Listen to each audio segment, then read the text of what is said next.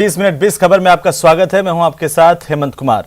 इस बुलेटिन में हम आपको प्रदेश से लेकर देश के अलग अलग हिस्सों की खबरें दिखाएंगे, साथ ही आपको यह भी बताएंगे कि दुनिया भर में आखिरकार क्या कुछ चल रहा है। तो चलिए शुरू करते हैं 20 मिनट में 20 खबरों का सिलसिला। सबसे पहले खबर अपने प्रदेश राजस्थान की। पिलर पर पिलर बनाए जा रहे हैं, उनके ऊपर छतों का निर्माण भी जारी है। पहाड़ी पर चल रहा यह काम दूर से ही नजर आ जाता है, आप भी टीवी स्क्रीन पर इसे देख सकते हैं। लेकिन आश्चर्य की बात यह है कि राजसमंद के एक दो नहीं तीन सरकारी विभागों को यह विशाल स्ट्रक्चर नजर नहीं आता। आपको बता दें कि राजसमंद के झील के पेटे में किसी तरह की इमारत के निर्माण की अनुमति नहीं है, लेकिन यहाँ एक होटल नुमा इमारत का निर्माण पिछले 6 महीने से चल रहा है। इसकी चर्चा भी पूरे शहर में हो रही है, लेकिन किसी सरकारी विभाग को इसकी चिंता नहीं है कि इस निर्माण कार्यों की जांच की जाए, इसके वैध या फिर अवैध होने का पता लगाया जाए। वन विभाग की ओर से तो ये कहा जा रहा है कि उन्होंने इस तरह के निर्माण के लिए कोई एनओसी नहीं दी है, जबकि नगर परिषद के सभापति के पास इसका कोई जवाब नहीं है। हालांकि इस मामले में अब उपखंड अधिकारी कार्रवाई की बात जरूर कर रहे हैं। अब जहाँ तक ये जो किले के पीछे जो दयालसा की तरफ से जो बिल्डिंग बना रहे हैं, ये जैन समाज की बन रही है, दयालसा किले की जो ट्रस्ट है वो लोग बना रहे हैं, तो वहाँ वो जो लाइन है वो हमारी सीमा के अंदर नहीं आती है। हमारी सीमा से जो लगता हुआ एरिया है वो राजनगर तालाब का एरिया कहलाता है। और फॉरेस्ट के एसीएफ साहब को जो है इसके बारे में निर्देश दे दिए गए हैं कि इसकी डॉक्यूमेंट्स को चेक करें एक बार, और जो डिपार्टमेंट की कार्रवाई की जानी है उसको कराया जाए।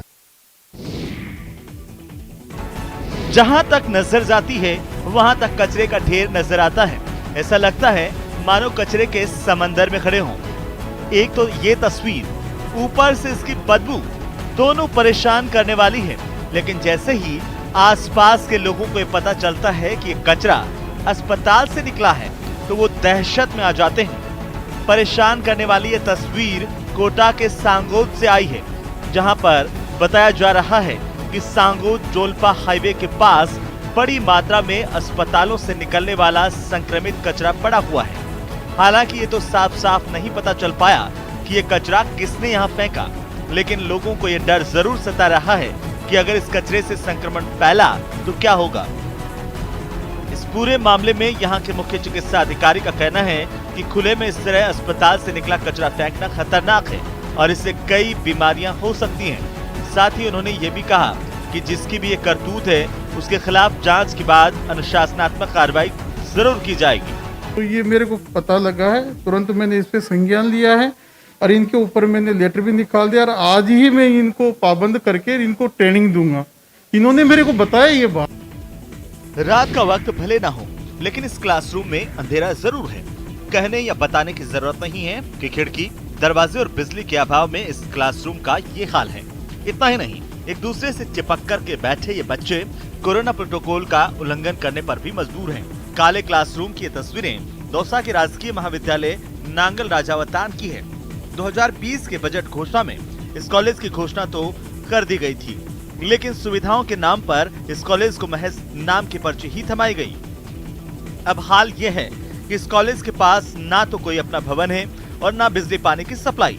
कॉलेज की घोषणा के साथ ही यहाँ बच्चों ने एडमिशन तो ले लिया, लेकिन वो यहाँ क्या कुछ सीख पढ़ पाते होंगे, आप बस अंदाजा लगा सकते हैं। लट्टू भी नहीं लग रहे, कुछ भी नहीं है, बेंचे भी नहीं है, हमारे बोर्ड भी नहीं है, कुछ भी नहीं है। रोड नहीं है, पानी की सुविधा नहीं है, कमरे नहीं है, यहाँ पर बैठने के लिए बेंचे नहीं है। सरकार द्वारा कोई बजट सैंक्शन किया नहीं है, तो हम लोग बेसिक सुविधाओं के लिए स्कूल पे डिपेंड हैं। आपको बता दें कि इस कॉलेज में 450 बच्चे पढ़ते हैं और इन सभी का भविष्य तब तक अंधकार में नजर आ रहा है जब तक कि शासन प्रशासन की नींद ना खुल जाए। पोखरण के रामदेवरा पंचायत के पीएससी में 6 लाख की लागत से सीबीसी मशीन लगा दी गई है। खास बात यह है कि यह मशीन रामदेवरा ग्राम पंचायत की ओर से पीएससी को भेंट की गई है। दरअसल पहले यहाँ के लोगों को डेंगू और दूसरे ब्लड टेस्ट के लिए 12 किलोमीटर दूर पोखरण जाना पड़ता था, जिसकी वजह से लोगों को भारी परेशानी का सामना करना पड़ता था। इसी परेशानी को दूर करते हुए रामदेवरा पंचायत की ओर से 6 लाख की लागत वाली डेंगू और खून की जांच वाली मशीन रामदेवरा प्राथमिक स्वास्थ्य केंद्र को भेंट की गई। डेंगू की महामारी को देखते हुए जब अनुरोध किया ग्राम पंचायत से, तो ग्राम सभा में प्रस्ताव लेकर और उच्च अधिकारियों से बात करके और निजी आय से ये मशीन दिलाने के लिए ताकि ग्रामीणों को ज़्यादा से ज़्यादा लाभ मिल सके। कौन कौन से लोग इसमें यहाँ पे जांच करवा सकते हैं, इनको क्या दर रहेगी, कुछ इसमें जानकारी? इसमें कोई दर फिक्स नहीं है। इसमें जो भी इसकी मेंटेनेंस के लिए जो चार्जेज होगा वो कम से होगा, ताकि इसकी जो भी वो केमिकल लाने पड़े वो हॉस्पिटल व्यवस्था कर सके। ऐतिहासिक कुंभलगढ़ दुर्ग परिसर में इन दिनों कुंभलगढ़ महोत्सव का आयोजन किया जा रहा है। 3 दिवसीय इस महोत्सव की शुरुआत उदयपुर संभागीय आयुक्त राजेंद्र भट्ट, जिला कलेक्टर अरविंद कुमार पोसवाल और पर्यटन उप निदेशक शिखा सक्सेना ने दीप जलाकर की। ये कि सब लोग इसमें भाग लें, यहाँ के लोग अधिक से अधिक आए, पर्यटक अधिक से अधिक आए और इस माहौल का मजा लें। और हम ये देख रहे हैं कि आज के जो लोक कलाकार हैं बहुत ही अच्छे उत्साह से डांस कर रहे हैं और उन्होंने जितनी भी प्रस्तुतियाँ दी हैं बहुत ही हर्षोल्लास के साथ में दी हैं। कुंभलगढ़ महोत्सव के आगाज के साथ ही यहाँ के लोक कलाकारों ने लाल अंगी गैर, सहरिया नृत्य और कालबेलिया नृत्य से समा बांध दिया।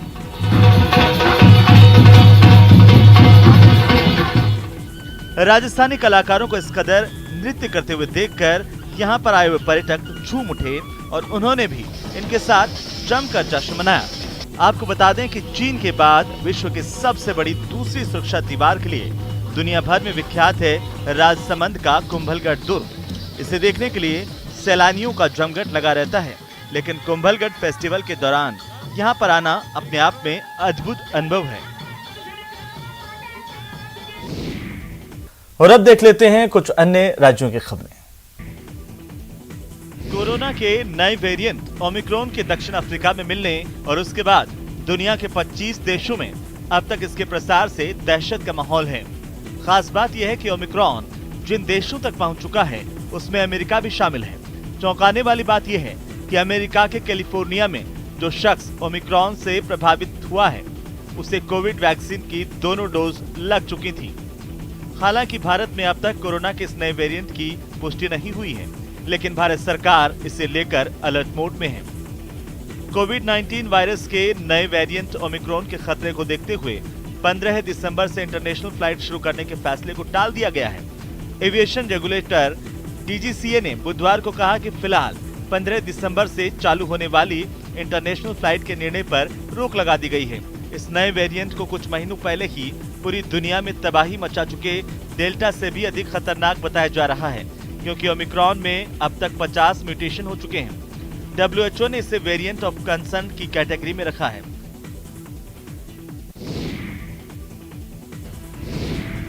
IIT कानपुर ने अपने शोध में दावा किया है कि मोक्षदायिनी गंगा नदी जल्द ही अपना रौद्र रूप दिखा सकती है।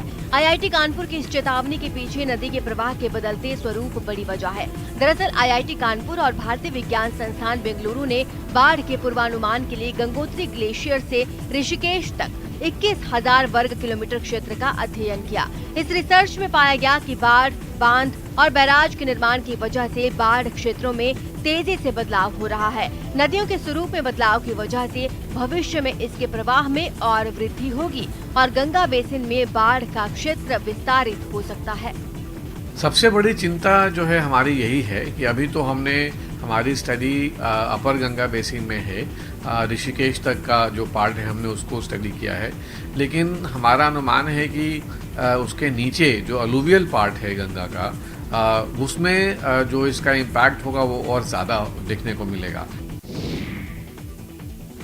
बिहार के शेखपुरा में निकाय चुनाव के मतगणना के दौरान बवाल हो गया, जिसके बाद पुलिस को लाठीचार्ज करना पड़ा। बताया गया कि चुनाव हारने वाले उम्मीदवार ने वोटों की गिनती में धांधली का आरोप लगाया और फिर उनके समर्थकों ने मतगणना केंद्र के बाहर ही बवाल शुरू कर दिया। हालात बिगड़ता देख पुलिस ने मोर्चा संभाला, हंगामा कर रहे लोगों पर लाठियां बरसानी शुरू कर दी। बताया गया कि वहां बीजेपी के समर्थन वाली जिला परिषद सदस्य के उम्मीदवार जेडीयू के समर्थन वाले प्रत्याशी के हाथों चुनाव हार गए। इससे उनके समर्थक भड़क गए और गिनती में गड़बड़ी का आरोप लगाकर हंगामा करने लगे। कुछ लोग तो बैरिकेडिंग फांद कर अंदर घुसने की कोशिश करते नजर आए। इस दौरान पुलिस के साथ धक्का मुक्की भी की गई। हंगामा बढ़ता देख पुलिस ने भी लाठीचार्ज कर दिया, लोगों को दौड़ा दौड़ा कर पीटा। पुलिस के तेवर देख वहां भगदड़ मच गई और हंगामा कर रहे लोग इधर उधर भागने लगे। बाद में पुलिस के जवानों को वहां भेजा गया, जिन्होंने मतगणना केंद्र को घेर लिया। प्रौद्योगिकी कंपनी जेनेसिस ने देश के 100 वर्ष शहरों का 3D मानचित्र बनाने की योजना बनाई है।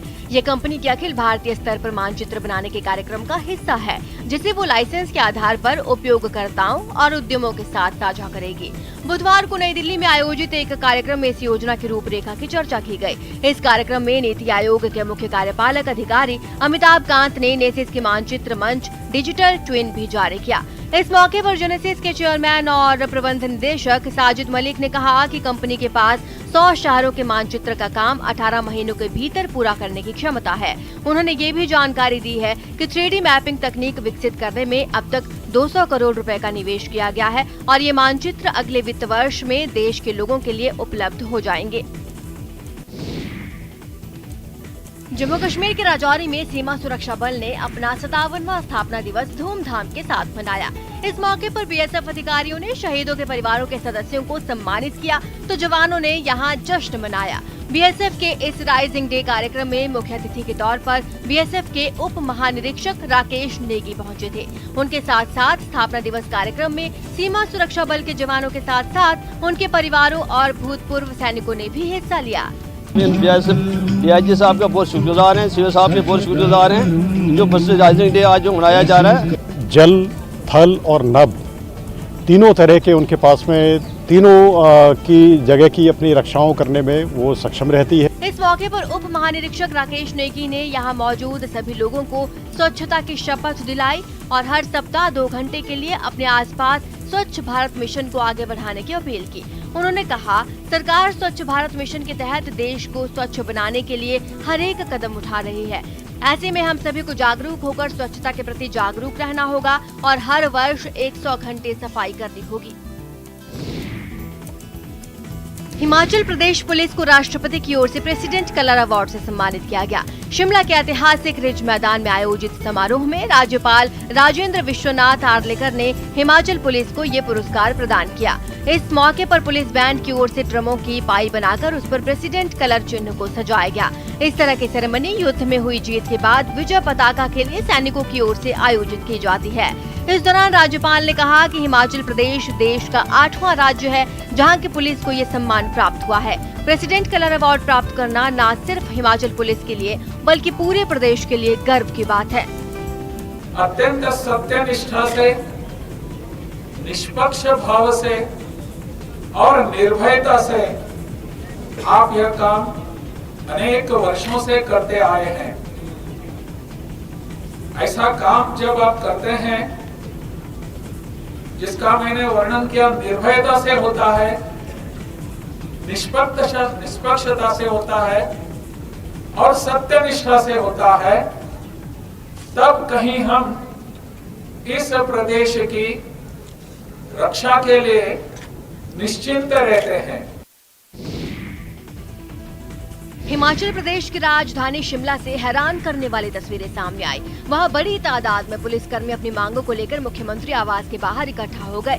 बताया गया कि ये पुलिसकर्मी अपने लिए बढ़े हुए वेतन की मांग कर रहे थे, जिसके लिए वो सीधे सीएम के आवास पर ही पहुंच गए। वहां से सामने आई तस्वीरों में बड़ी तादाद में पुलिसकर्मी मुख्यमंत्री आवास के बाहर खड़े नजर आए। बताया जा रहा है कि हिमाचल प्रदेश के इतिहास में पहली बार ऐसा हुआ जब पुलिस वाले इस तरह प्रदर्शन करने पर मुख्यमंत्री आवास पहुंचे। बताया गया कि पुलिस वालों का ये बर्ताव अनुशासनहीनता के दायरे में आता है और उन पर इसके लिए कार्रवाई भी हो सकती थी, लेकिन मुख्यमंत्री जयराम ठाकुर ने न सिर्फ उनकी बात सुनी बल्कि अनुशासनहीनता के आरोपों को भी खारिज कर दिया। बिल्कुल भी नहीं है, उनकी भर्ती जो है रेगुलर भर्ती होती है, इस बात को समझने की आवश्यकता है। फिर उसके बाद जहाँ तक बात रहती है उनके बात कहने की, उनका सारे विषय आगे हैं, एग्जामिन करेंगे, उन पर मदद करने का रास्ता जो निकले। मुख्यमंत्री के सामने अपनी मांगे रखकर प्रदर्शनकारी पुलिसकर्मी भी बिना हंगामा या शोर किए लौट गए।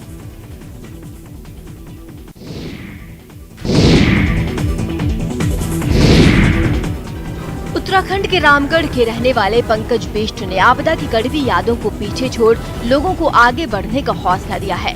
आपको बता दें 2019 में 18 अक्टूबर को पंकज बिष्ट का बागान और उनका कारोबार एक सैलाब के साथ बह गया था।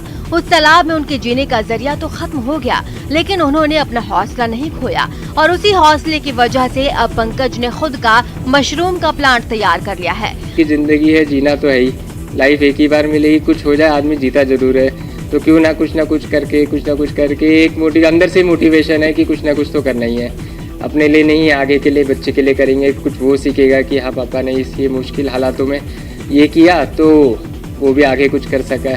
दरअसल 2019 में पंकज घर लौटा तो पिता की मौत और फिर कुदरती आफत ने उनका सब कुछ खत्म कर दिया। सेब के बागान खत्म होने से उनकी कमर टूट गई, लेकिन पंकज ने फिर हिम्मत जुटाई और मशरूम की खेती कर अपने परिवार की जिम्मेदारी उठा ली।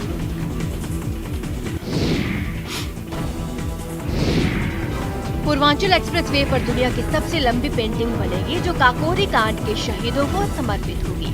20 दिसंबर को काकोरी शहीद दिवस के मौके पर लखनऊ में उन वीर सपूतों को अनोखे तरीके से याद करने जा रहा है जिन्होंने अंग्रेज हुकूमत को हिला कर रख दिया था। काकोरी कांड में वैसे तो कई क्रांतिकारियों के नाम सामने आए थे, लेकिन राम प्रसाद बिस्मिल, अशफाक उल्लाह खां, राजेंद्र नाथ लाहिड़ी और ठाकुर रोशन सिंह मुख्य थे। शहीद दिवस पर पूर्वांचल एक्सप्रेसवे पर दुनिया की सबसे लंबी पेंटिंग बनाकर देश के लिए जान कुर्बान करने वाले महावीरों को प्रशासन श्रद्धांजलि देगा। पूर्वांचल एक्सप्रेसवे पर बनाई जाने वाली ये पेंटिंग दुनिया की सबसे लंबी पेंटिंग होगी। माना जा रहा है कि इसका नाम Guinness book of world record में भी शामिल हो सकता है।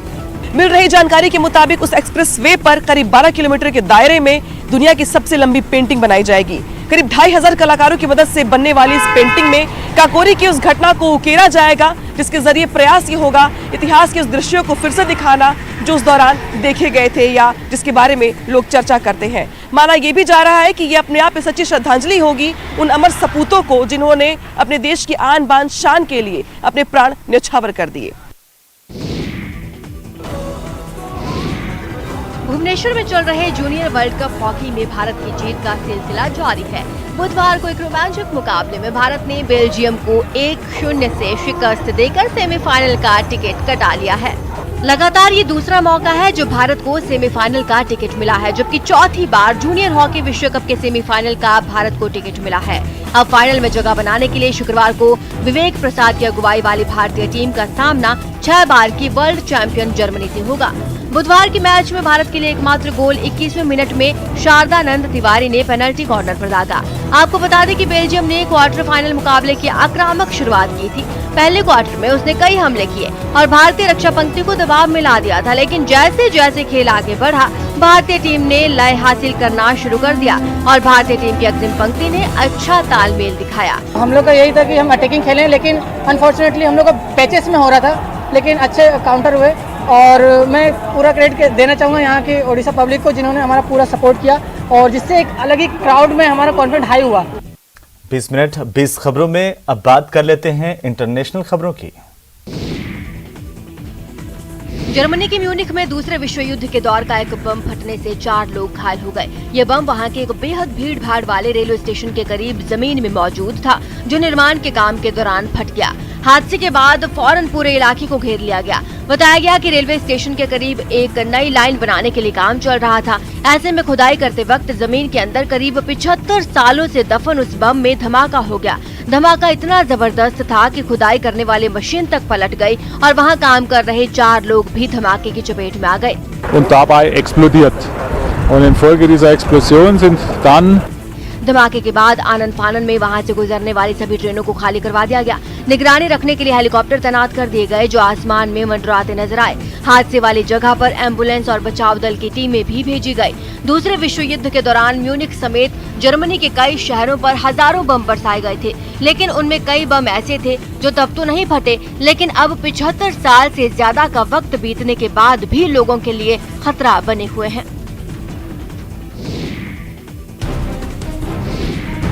अफ्रीकी देश सूडान में सेना के शासन के खिलाफ हुआ प्रदर्शन हिंसक झड़प में बदल गया। बताया जा रहा है कि इस झड़प में कई लोग घायल हो गए हैं।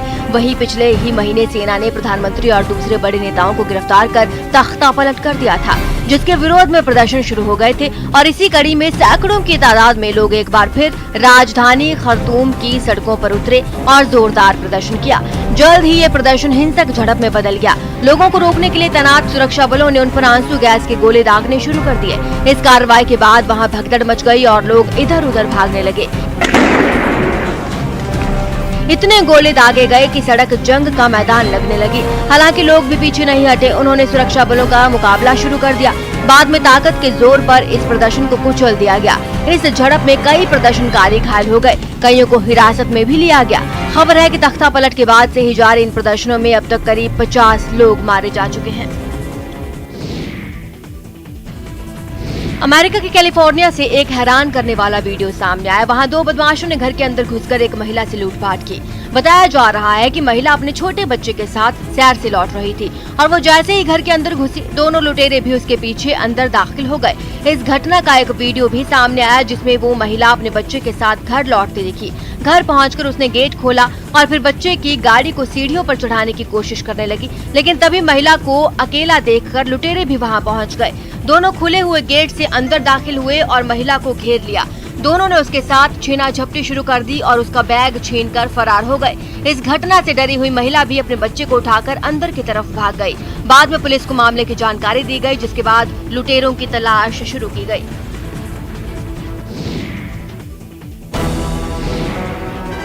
ब्रिटेन की एक निजी कंपनी ने स्विट्जरलैंड के गस्टार्ट में एक हाइब्रिड रॉकेट इंजन का परीक्षण किया। दावा किया गया कि ये इंजन दूसरे रॉकेट इंजन की तुलना में ना के बराबर प्रदूषण फैलाएगा। इस हाइब्रिड रॉकेट का बर्फ से ढके एक स्की रिजॉर्ट में परीक्षण किया गया। परीक्षण के लिए एक ट्रक पर रखे इंजन को कई बार फायर किया गया। इंजन चालू करते ही उससे आग की तेज लपटें निकलने लगी। इस दौरान कई बार इंजन को चलाया गया और उसकी ताकत परखी गई। इंजन को बनाने वाले वैज्ञानिकों ने इस परीक्षण के कामयाब होने का दावा किया। बताया गया कि इस रॉकेट इंजन में ईंधन के तौर पर नाइट्रस ऑक्साइड और प्लास्टिक के कचरे को रिसाइकल करने से मिलने वाले एक केमिकल का इस्तेमाल किया गया है, जिसकी वजह से इंजन दूसरे इंजनों की तरह जहरीला धुआं छोड़ने के बजाय ना के बराबर प्रदूषण फैलाएगा। यही नहीं, आवाज की रफ्तार से 7 गुना तेज चलने वाले इस इंजन को रॉकेट के ऊपरी हिस्से में लगाया जा सकेगा, जो पहले चरण के बाद रॉकेट को अंतरिक्ष में आगे ले जाएगा। चलिए, इसी के साथ इस बुलेटिन में फिलहाल नहीं, आप देखते रहिए न्यूज़ 18 राजस्थान। नमस्कार।